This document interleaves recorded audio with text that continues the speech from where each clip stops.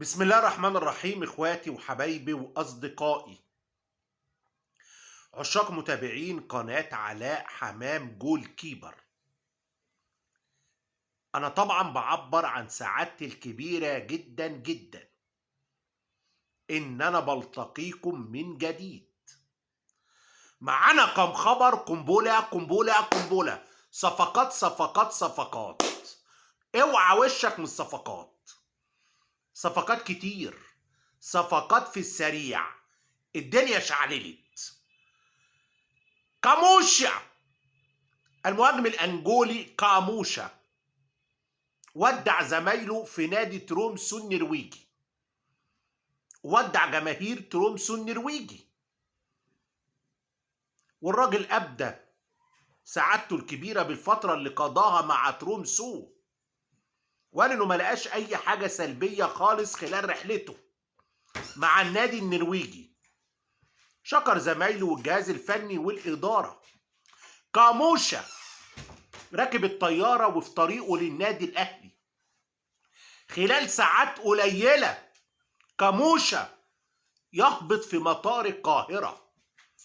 الأهلي سيحصل على خدمات كاموشا الأنجولي واللي جاي من أنجولا. الأهلي يحصل على خدماته إعارة لمدة 6 أشهر مقابل 500,000 دولار. وبعد كده لو اللعيب أثبت وجوده وبدع وتألق، الأهلي هيضمه بشكل نهائي مقابل 1,100,000 دولار. كاموشا جاي من بلد فيلافيو وجilberto، وفلافيو اتسأل عن كاموشا، واللي سأله الكابتن سيد عبد الحفيظ قبل ما تبتدي رحلة المفاوضات. قال له انه مهاجم قوي جدا وقناص وهداف، واي التحامات لصالحه، اي التحامات لصالحه. كاموشا اجتاز الكشف الطبي في اوروبا، بس هيجي يعمل كشف طبي اخر في القاهرة قبل الإعلان عن الصفقة. قلنا لحضراتكم الأهلي بيخلص صفقة لاعب أجنبي تقيل، وما شاء الله كاموشا راجل تقيل، تقيل جوه الملعب مش تقيل في الوزن. جراديشار رحل، كاموشا هينزل من الطيارة، جراديشار يركب الطيارة اللي جنبها اللي طالعة على المجر، وجراديشار الراجل راح على المجر إعارة مقابل 250,000 دولار. نتمنى له التوفيق. أنا قلت لحضراتكم اسم لاعب وتحدى أي حد في الكوكب كله يكون قال اسمه قبل العبد لله، زي صفقة مروان عثمان. أتحدى أي حد على وجه الأرض يكون اتكلم في صفقة مروان عثمان قبل العبد لله. العبد لله نمبر 1 نجم الكوكب، يعني نجم الكوكب، الكوكب يعني. إنياس عبد الحميد، أنا قلت لحضراتكم الأهلي هيجيب صانع ألعاب تحت السن، وده لعيب مصري مش أجنبي، هيقيد كلاعب محلي. أبوه مصري، أبوه الأستاذ عبد الحميد، أنا شخصيا ما أعرفوش. إنياس عبد الحميد على بعد ربع خطوة من النادي الأهلي، على بعد ربع خطوة. والنادي البلجيكي خفض طلباته المالية جامد من 2 مليون و300 ألف دولار ل 2 مليون فقط، 2 مليون دولار. عرض الأهلي 1,800,000 ألف دولار. الدنيا قربت بشدة. إنياس عبد الحميد لاعب صغير عنده 20 سنة، لكن تأسيس نادي أياكس أمستردام، وبيلعب مع فريق الأول في بلجيكا في الدوري البلجيكي. صفقة في الجون. أنا قلت لحضراتكم الأهلي دايس جدا في اللاعب ده، وهيكون لاعب مفاجأة قنبلة. هادي رياض، هادي رياض وقع للأهلي، اجتاز الكشف الطبي، مضى على الاستغنى الخاص بتاعه اللي موجود في بتروجيت. هادي رياض انتقل للاهلي مقابل 25 مليون جنيه، ولاعب اعاره هيروح نهايه الموسم، نهايه الموسم. بس بتروجيت وضع بند في العقد ان لو النادي الاهلي ربنا وفقه وفاز الموسم الحالي بدوري ابطال افريقيا، بتروجيت يحصل من النادي الاهلي على 5 ملايين جنيه. نتمنى ان شاء الله النادي الاهلي يفوز بدوري ابطال افريقيا. عودة الفخوري لاعب نادي الحسين الاردني، والاهلي اول نادي فوضه. بعد كده بيراميدز دخل يفسد الصفقه وقدم عرض خيالي $1,000,000، لكن في الساعات الاخيره الصفقه بتبوظ. الواضح كده ان بتوع بيراميدز حسوا ان هم اتسرعوا، وان لعيب صغير يدفع فيه $1,000,000 يعني. المهم فجأة واتفاجئنا بوالد اللاعب طالع يقول ابني ما حسبش الامور مع بيراميدز ولسه عنده كذا عرض وبندرس كل العروض. والده بيقول ان ابنه منفتح على اي عرض، وانه بيرحب جدا جدا انه يلعب في الدوري المصري، يعني بيخطب ود النادي الاهلي. برضه هنتابع ونشوف. بس عودة الفخوري اردني، لو الاهلي ضمه هيقيد اجنبي تحت السن، اجنبي تحت السن. اشتركوا في القناه، ادعموا قناه علاء حمام جول كيبر عشان العيال حراميه، العيال حراميه. محمد شريف ومصير محمد شريف. الاهلي جاب مروان عثمان، كاموشا الراجل راكب الطياره. محمد شريف مشهده صعب، مشهده صعب جدا. ممكن يرحل لأي نادي محلي خلال الأيام القليلة المقبلة، وارد. وارد يروح للاتحاد السكندري، وارد ينتقل للمصري، كله وارد. الأهلي بيجهز يوسف بالعمري علشان مباراة يانج أفريكانز،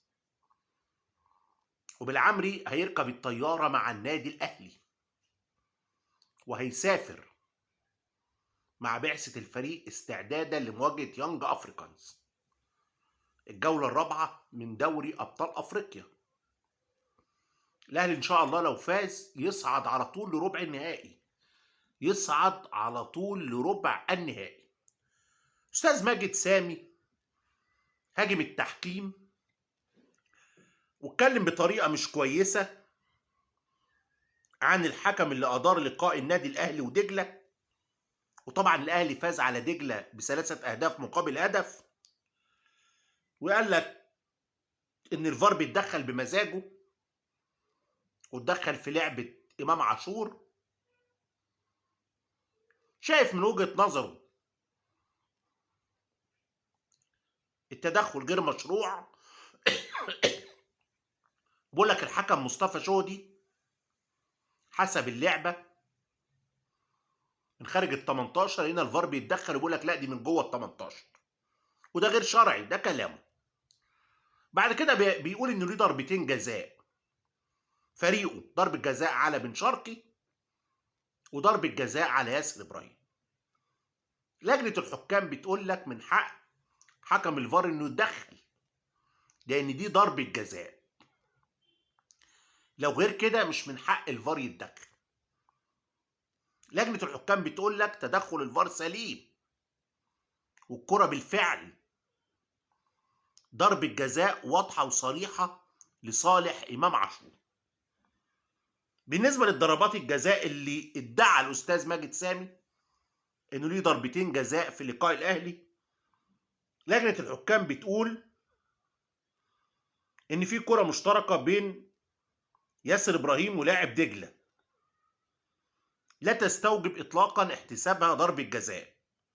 كذلك أيضا كرة أشرف بن شرقي، وتم مراجعتها من قبل الفار. تم مراجعتها من قبل الفار.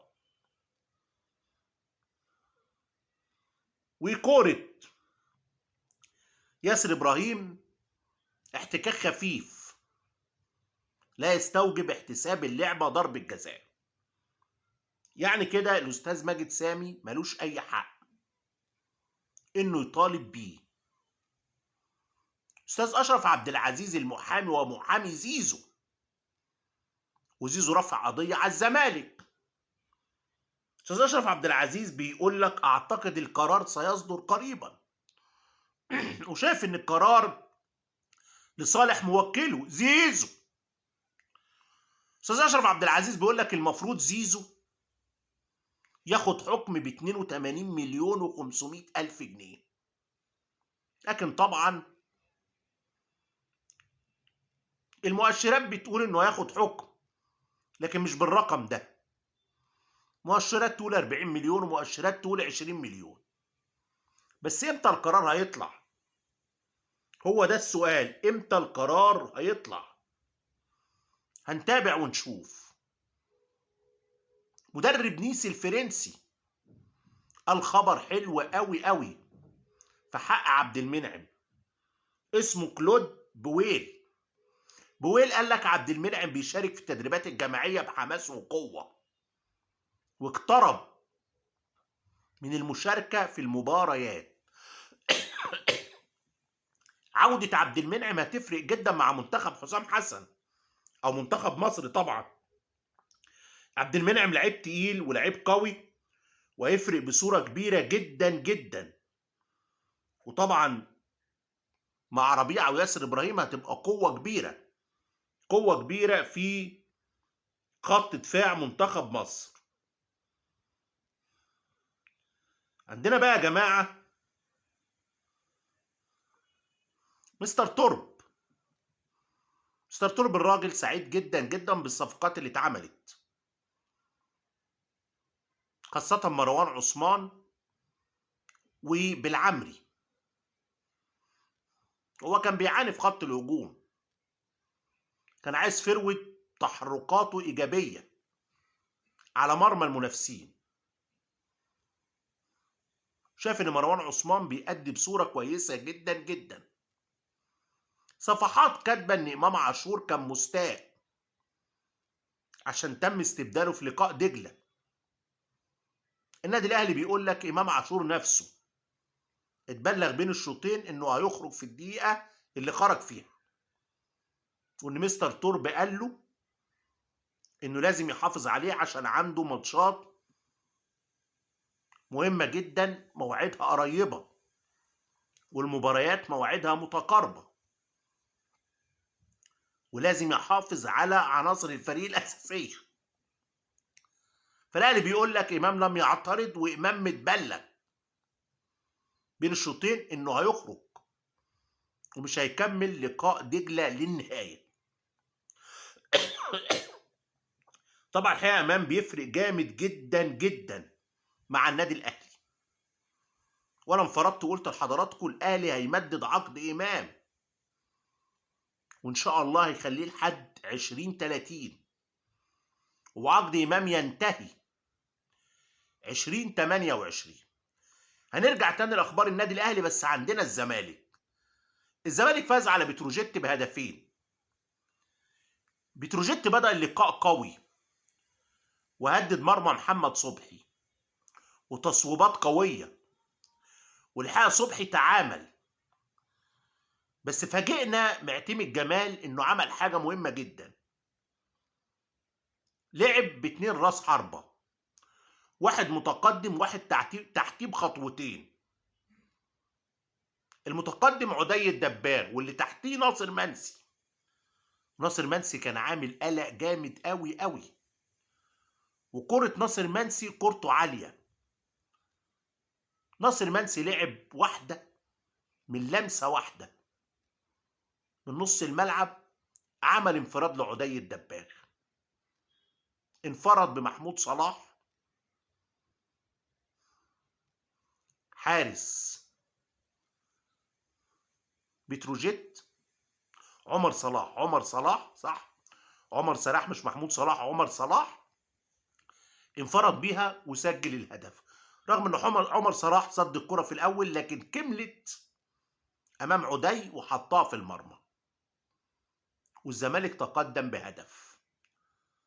بعد كده الزمالك حصل على ضربة جزاء فيها شك كتير جدا جدا، محمود وفا الحكم حسبها لكن لا ترتقي انها تكون ضربة جزاء، هي مخالفة على بحبح، حسبها مخالفة على بحبح، لكن زي ما بقول لحضراتكم لا ترتقي ان هي تكون ضربة جزاء. حسبها، دخل حسام عبد المجيد سجلها، وبكده الزمالك تقدم بهدفين. فاجئنا معتمد انه حط خوان بزيرة على الدكة وشوكوبانزا على الدكة، ولعب بلاعيبه شباب، ولعب باحمد الشريف، عمل توليفة معينة كانت متماسكة ونجحت بصورة كبيرة. محمد شحاتة تعرض للإصابة وغادر اللقاء، وشارك بدلا منه محمد السيد. محمد السيد كان مجمد فترة طويلة جدا، برضه دونج عاد وتعافى، والزمالك عبر مباراة بتروجيت، مباراة مش سهلة، والزمالك عنده لقاء المصري الجولة الرابعة في الكونفدرالية على ملعب السويس. طبعا الزمالك كده في حالة انتعاش انه عبر لقاء بتروجيت وعنده طموح انه يعبر لقاء المصري. بلال عطية لاعب النادي الاهلي، بلال الراجل عمل معايشة في نادي هانوفر الالماني، والاهلي مستني قرار هانوفر، هل هيطلبوا بلال بشكل نهائي ولا لسه. وسط المعايشة اللي عملها بلال في هانوفر، الاهلي تفاجأ بنادي اسباني، نادي راسينج الاسباني، انه عنده رغبة ان بلال عطية يعمل معايشة معاه لمدة اسبوع. ونادي راسينج الاسباني بيقول لك اللاعب لو اجتاز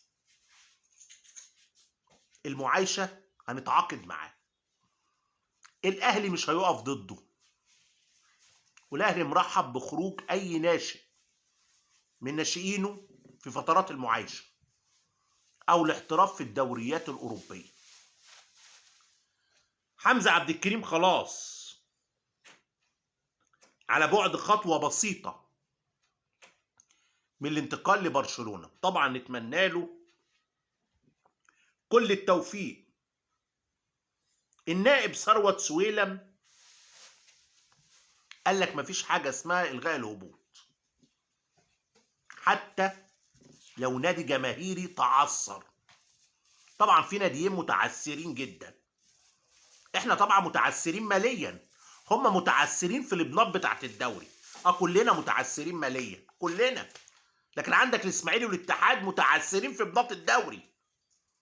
فالنائب ثروت سويلم قال لك انسى بقى، انسى مسألة إلغاء الهبوط. كمان فاجئنا النائب أحمد دياب رئيس رابطة الأندية المحترفة،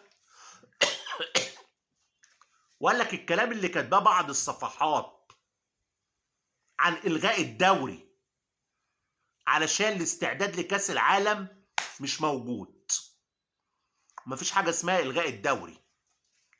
لما يجي إن شاء الله الدور الثاني هنعمل جدول يساعد المنتخب على الاستعداد بشكل جيد لمونديال أمريكا، لكن مفيش حاجة اسمها إلغاء الدوري السنة دي. حاجة صعبة طبعا. اتحاد الكورة لغى الدرجة الرابعة، أو لغى نتائج الدرجة الرابعة، واتحاد الكورة لغاها بعد شكاوى كتير وكلام كتير إن في تلاعب في بعض المباريات، فخد قرار بإلغاء نتائج الدرجة الرابعة. في أندية تظلمت. اتحاد الكورة هيبص في موضوع تظلم الأندية دي. النائب ثروت سويلم بيقول لك أنا اقترحت على اتحاد الكورة إن بيراميدز ونادي الشرقية يبقوا نادي واحد، وإن الشرقية ينضم لبيراميدز. هو الموضوع ده ينجح بس لو في استاد في الشرقية يلعب عليه بيراميدز، عشان بيراميدز يلعب في وسط الجمهور. لكن افرض بيراميدز خد الشرقية وفضل يلعب في القاهرة في الدفاع الجوي، ايه النجاح اللي يكون حصل؟ مفيش نجاح، هيفضل اسمه بيراميدز ونادي الشرقية هيختفي، لان مفيش لعيب في نادي الشرقية هياخد مكان لعيب في نادي بيراميدز. يبقى كده خلاص الشرقية كده تبقى اختفت. هتقول لي بيراميدز يعمل هناك مدرسة ناشئين؟ ايه يعني، ما ممكن يعمل مدرسة ناشئين من غير ما يبقى الشرقية وبيراميدز يندمجوا مع بعض. لكن لو في استاد في الشرقية وبيراميدز يعمل فندق جنب الاستاد ويتدرب هناك ويبقى زي الاسماعيلي وزي الاتحاد، ساعتها الموضوع يختلف. لكن مفيش استاد يلعب فيه بيراميدز، يبقى كده الشرقية ما استفادش اي حاجة. هيفضل بيراميدز في القاهرة بلاعيبته بنجومه بليلته، والشرقية هتتفضى مفيش لعيب هيلعب فيها في بيراميدز، وبالسلامة كده تبقى خلصت. كده تبقى خلصت. اللي بيقول لي ممكن الاهلي يخلص عودة الفخوري لو خلصوا بكام؟ الاهلي قال لك 300,000 دولار ومش هزود. بس اسمع مني، من الواضح كده ان بيراميدز قلق من الصفقة، ما بقاش عنده حماس قوي. استاذ عمر بيقول لك اصلا بيراميدز كان داخل يبوظها على الاهلي. وارد يكون كان داخل يبوظها وفي الاخر قلق بدأ يسحب نفسه. وارد بقوة. احمد رمضان بيكم خلاص مكمل مع النادي الاهلي لنهاية اعارته.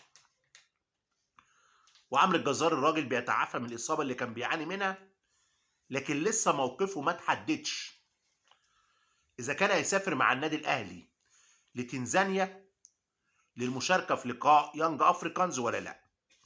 لكن طبعا هو مدافع كويس ومدافع جيد، وادي هادي رياض جه، وكده الاهلي دعم خط الدفاع بصفقتين، وكنا بنقول الاهلي هيعمل كذا صفقة. الاهلي عمل صفقات كتيرة، صفقات قوية، ولسه في تحت السن لعيبة تقيلة ولعيبة عندها قدرات عالية، فيهم مصريين بيلعبوا في اوروبا غير انياس عبد الحميد. الاهلي فيه 2 لعيبة بيتكلم معاهم، في لعيب في نادي اوكسير الفرنسي الاهلي برضو بيتكلم معاه، وده عنده 19 سنة، وده والده مصري ووالدته فرنسية، ولعيب جامد جدا، والاهلي برضو بيتكلم معاه. انا قلت لحضراتكم الحقيقة محدش كان يتوقع الماركاتو الجامد اللي عمله الاهلي في يناير. الاهلي عمل ماركاتو جديد ودعم مراكز تستحق التدعيم. احمد عيد لعيب كويس، وجوده مع محمد هاني حاجة روعة. بالعمري 2 في خط الدفاع، 2 في خط الهجوم، صانع العاب دلوقتي بيخلصوه. صفقات كويسة لما ينسجموا مع تورب وينسجموا مع زمايلهم هيفرقوا كتير مع النادي الاهلي. اشتركوا في القناة، شيروا اللايف. اخواتي وحبايبي واصدقائي بشكركم جدا جدا. كان معكم الناقد الرياضي علاء حماد.